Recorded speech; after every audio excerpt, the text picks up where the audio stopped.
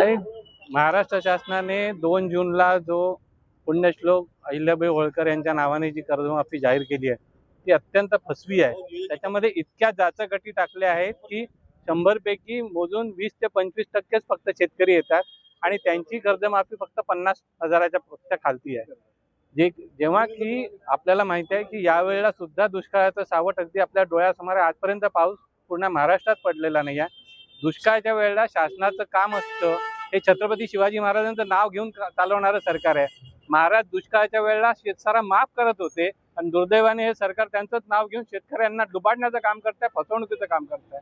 आणि त्याचा निषेध म्हणून आज आम्ही या GRची होळी केलेली आहे आणि हा GR रद्द झाला पाहिजे आणि सरसकट कर्जमाफी प्रत्येक शेतकऱ्याला दिली पाहिजे 2 लाखापर्यंत जी काही त्यांनी म्हटलेलं आहे।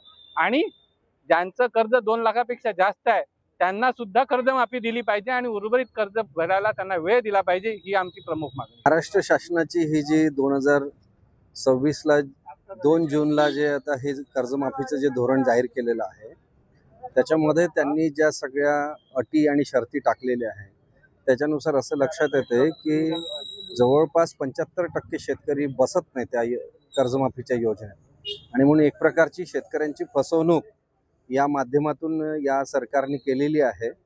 आणि पुन्हा शेतकऱ्यांना भ्रमात ठेवण्याचं, राज्यातल्या लोकांना कर्जमाफी केलं असं ढोंग करायचं, हे जे ढोंग करण्याचं, खोटं बोलण्याचं काम पुन्हा या GRच्या माध्यमातून केलेलं आहे।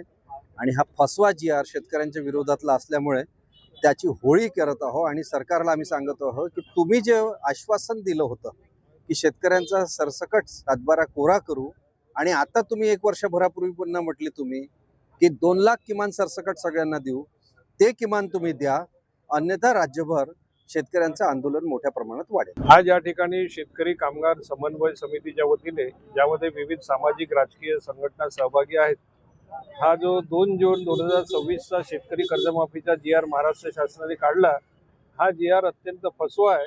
आणि शेतकऱ्यांची जी कर्जमाफी सरकारने जी वाजत गाजत या ठिकाणी जाहीर केली, यामध्ये 25% शेतकरी देखील कर्जमाफीस पात्र होणार नाही, एवढ्या जाचक अटी त्यामध्ये टाकलेल्या आहेत। यापूर्वीच्या कर्जमाफीमध्ये जे शेतकरी पात्र झाले किंवा ज्यांना लाभ मिळाला त्यांना यामध्ये वगळण्यात आलेला आहे।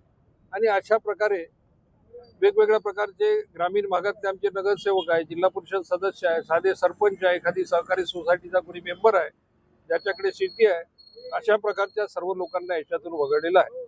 महाराष्ट्र सरकारने, भारत सरकारने, मोदीजींनी जाहीर केलं होतं 2014 मध्ये प्रधानमंत्री होण्यापूर्वी की माझ्या पहिल्याच मीटिंगमध्ये कॅबिनेटच्या मी शेतकऱ्यांच्या, संपूर्ण भारतातल्या शेतकऱ्यांच्या कर्जमाफीचा निर्णय घेईल। आमच्या सन्माननीय मुख्यमंत्र्यांनी या निवडणुकीपूर्वी जाहीर केलं की शेतकऱ्यांचा सातबारा मी कोरा कोरा कोरा करणार आहोत। परंतु आता या कर्जमाफीच्या निमित्ताने आमची फसवणूक झाली हे आमच्या लक्षामध्ये आलं आणि म्हणून या GRची आम्ही या ठिकाणी होळी करत आहोत। आज सरकार सांगते आहे की शेतकऱ्यांना, अनेक लोक म्हणतात शेतकऱ्यांना कर्जमाफी मागण्याची सवयच झाली, पण आम्हाला सवय नाही। सरकारनंच आमच्या डोक्यावर हे कर्ज साठवलेलं आहे। आज 3 रुपये किलोचं 20 वर्षापूर्वी असणारं मीठ 40 रुपये किलो झालं, 2 रुपये किलोचा गहू मात्र 20 रुपयावर अटकून बसलेला आहे। म्हणजे शेतकरी जो उत्पादन करतो त्याचे दर, महागाई वाढते त्या प्रमाणात वाढत नाही, त्याच्या शेतीमध्ये नफाच होत नाही, म्हणून तो बँकेचा कर्ज भरू शकत नाही। साधा 1 रुपयाची माचीस जर आपण पाणठेल्यावरून घेतली ती त्याला 80 पैशामध्ये 20 पैसे नफा हा गॅरंटीचा त्या पाणठेलेवाल्याचा राहतो।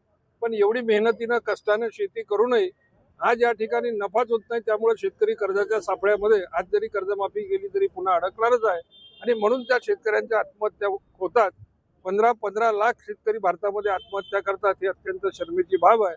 आणि म्हणून एक वेळा शेतकऱ्यांचा सन्मान म्हणून सरसकट सर्वांची कर्जमाफी करावी ही मागणी आम्ही या ठिकाणी करत आहोत।